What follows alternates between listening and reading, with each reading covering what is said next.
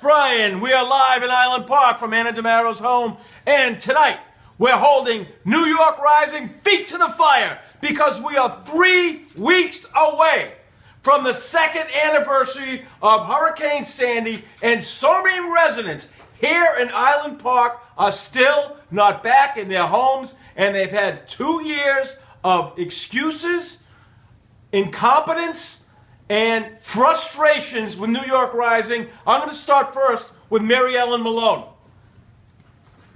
Hi, good evening, everybody. Like Howie said, in 3 weeks we're coming up upon 2 years of just a mess. There's nothing that's getting done. There's nowhere to turn. There's no money coming in.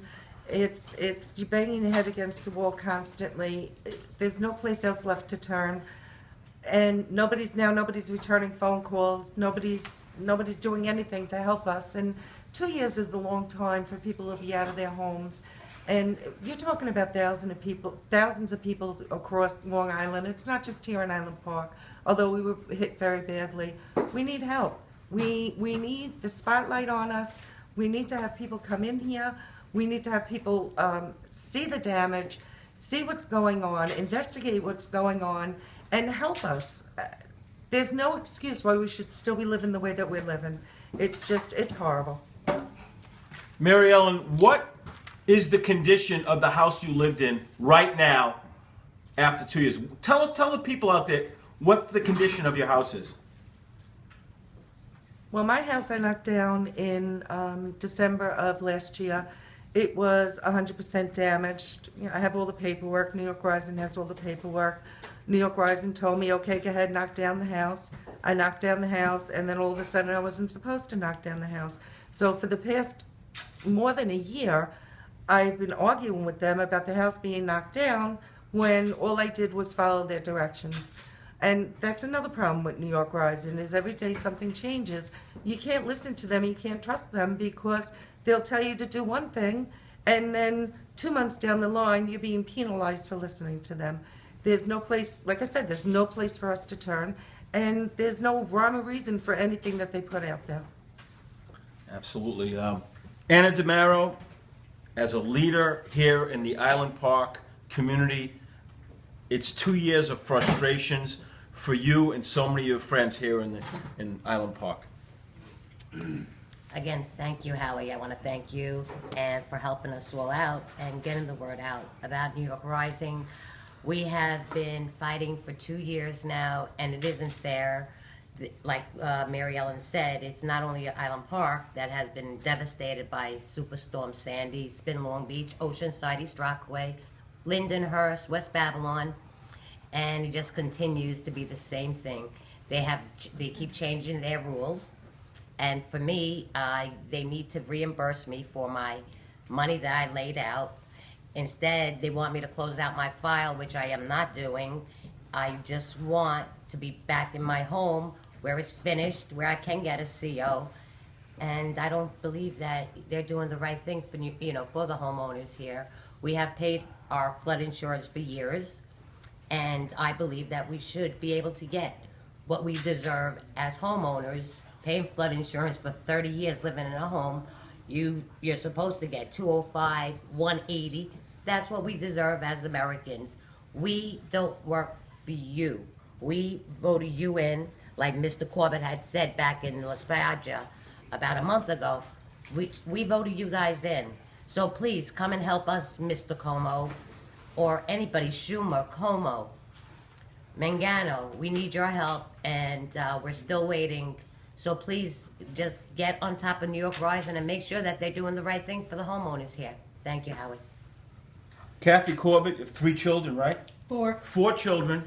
What has your very large family been going through for 2 years dealing with all the housing problems?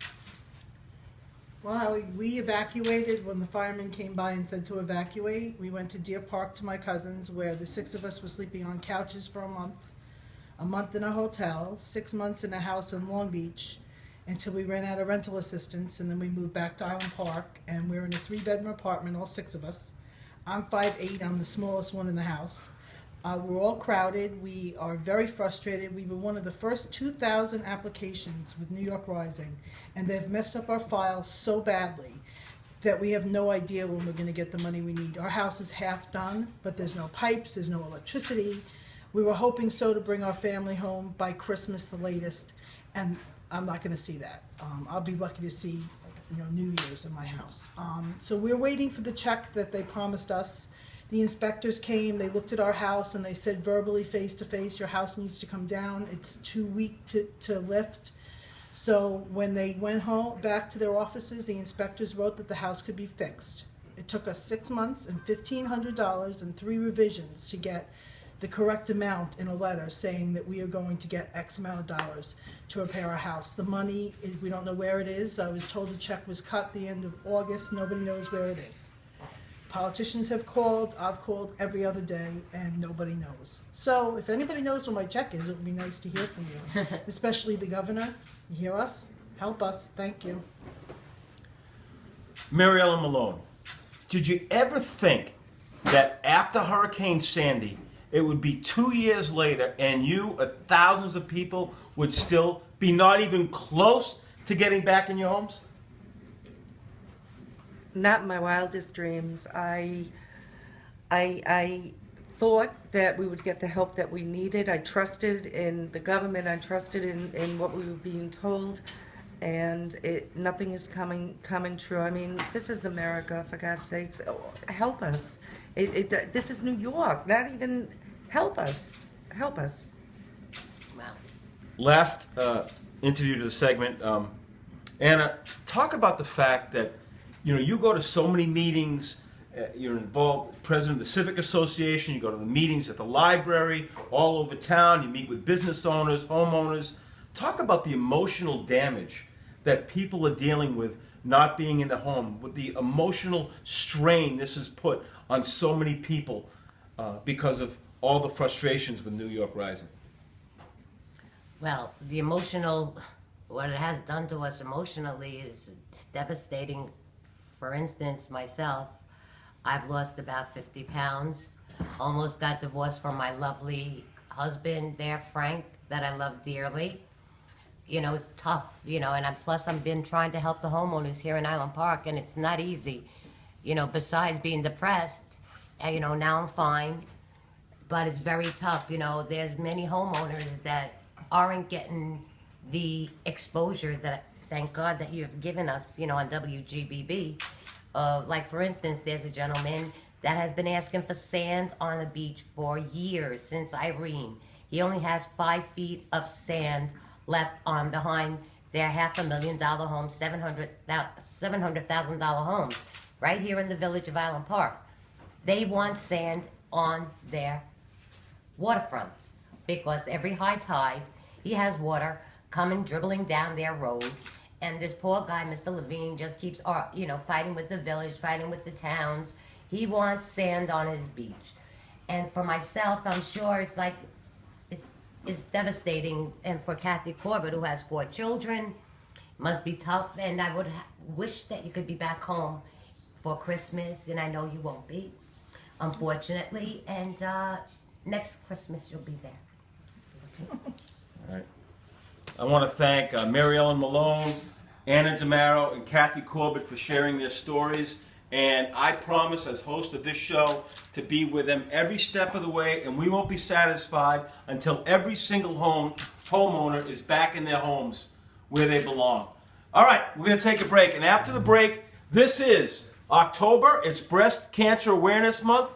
And we have a special guest, Joe Satriano, who's going to talk about all that he's done with breast cancer and his wife's battle. Very emotional, very moving story coming up. I'm Halftime Howie. This is Broadcasting on the Beach with Halftime Howie, coming to you live from Island Park, from Long Island's first and oldest radio station, AM 1240, WGBB.